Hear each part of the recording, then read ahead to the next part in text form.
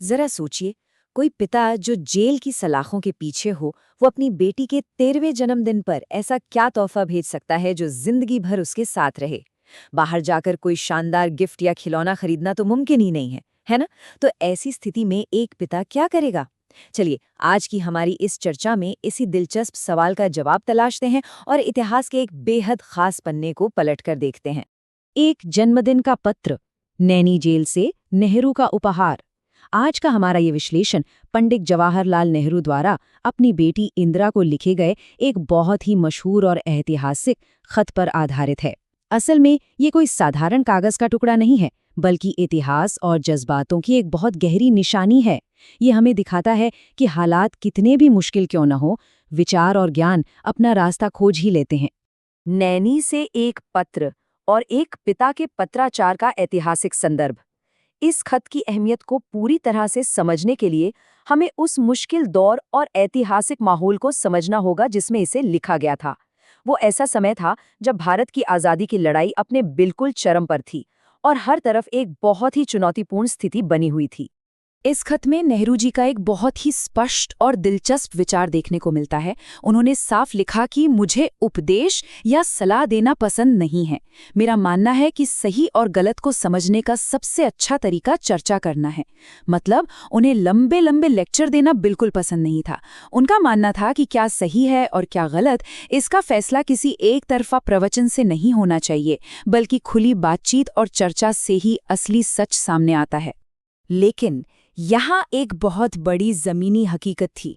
Naini jail, ये वो जगह थी जहाँ अंग्रेज सरकार ने पंडित नेहरू को कैद करके रखा था। जाहिर है, इस स्थिति में वो अपनी बेटी के साथ बैठकर आमने सामने तो खुली चर्चा कर नहीं सकते थे।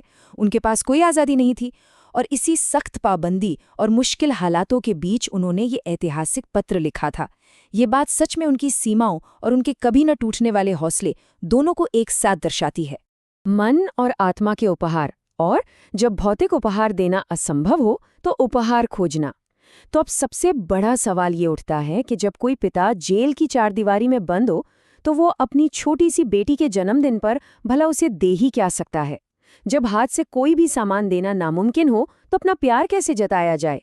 देखिए, एक तरफ तो वो ठोस भौतिक उपहार होते हैं, जैसे सोना, चांदी या महंगे आभूषण। ये वो चीजें हैं तो नेहरू जी चाहकर भी नैनी जेल से नहीं भेज सकते थे। लेकिन दूसरी तरफ क्या है?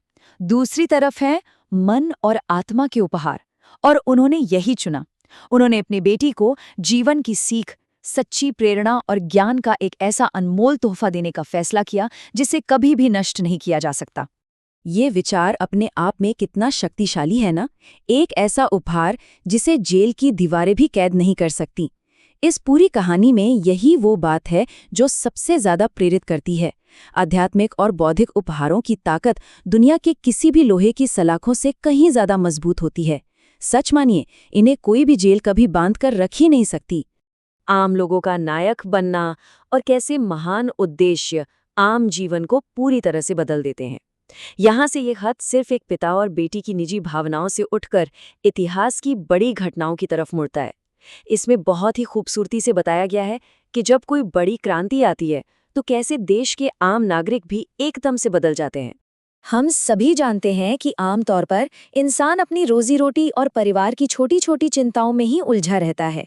वो बस अपने आज और कल की फिक्र करता है। लेकिन जब पूरे समाज के सामने कोई बहुत बड़ा उद्देश्य आ खड़ा होता है, एक ऐसा लक्ष्य जो हर चीज से बड़ा हो, तो वही आम लोग अपनी परवाह छोड़ देते हैं। वो महान नायक बन जाते हैं और बड़े से बड़ा बलिदान देने के लिए पूरे साहस के साथ आगे आते हैं। इस बदलाव को और अच्छे से समझाने के लिए नेहरू जी ने एक बहुत ही शानदार ऐतिहासिक उदाहरण दिया। उन्होंने इंदिरा को याद दिलाया कि सोचो कि जोन ऑफ आर्क की कहानी कितनी प्रेरक थी जब तुमने इसे पहली बार पढ़ा था, जिससे तुम उसके जैसा बनना चाहती थी। ये हमें याद दिलाता है कि इतिहास की महान कहानियां कैसे हमें अपने अंदर के डर से ऊपर उठने और कुछ बड़ा करने की ताकत देती हैं। बापूजी का जादू और वो आंदोलन जिसने पूरे राष्ट्र का दिल जीत लिया। अब बात करते हैं भारत के इतिहास के उस टर्निंग पॉइंट की जिसका जिक्र इस खत में किया गया है। उस समय देश में एक ऐसा बेमिसाल आंदोलन चल रहा था जिसने हर भारतीय की सोच को जड़ से बदल कर रख दिया था। और ये पूरी स्थिति कितनी हैरान कर देने वाली थी। महात्मा गांधी जिन्हें पूरा देश प्यार से बापूजी कहता था, वो खुद भी उस वक्त जेल में कैद थे। लेकिन क्या उनके जेल में होने से आंदोलन धीमा पड़ा? बिल्कुल नहीं।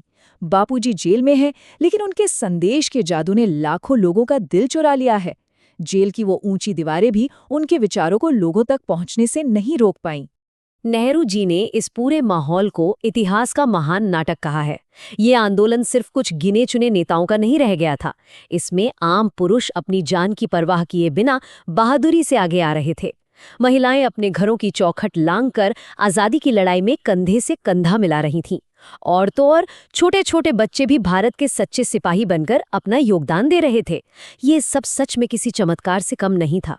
निडर होकर खुले में जीना और जीवन की चुनौतियों का सामना करने के लिए नेहरू का अंतिम नियम। इन सभी ऐतिहासिक घटनाओं का जिक्र करने के बाद ये खत अपने सबसे अहम और गहरे हिस्से पर पहुंचता है। इन महान उदाहरणों के जरिए नेहरू जी एक बहुत ही सीधा लेकिन जीवन भर काम आने वाला व्यवहारिक नियम सिखाना चाहते थे।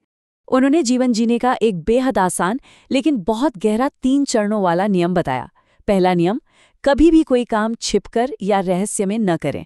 दूसरा, जब कोई काम छिपकर किया ही नहीं जाएगा तो छिपाने के लिए कुछ होगा ही नहीं, है ना?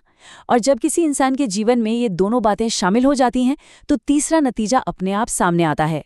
इंसान पूरी तरह से निडर, शांत और अंदर से बेहद मजबूत होकर आगे बढ़ता है। इसके पीछे का तर्क बहुत ही सीधा था। डर छिपाने की इच्छा से ही पैदा होता है।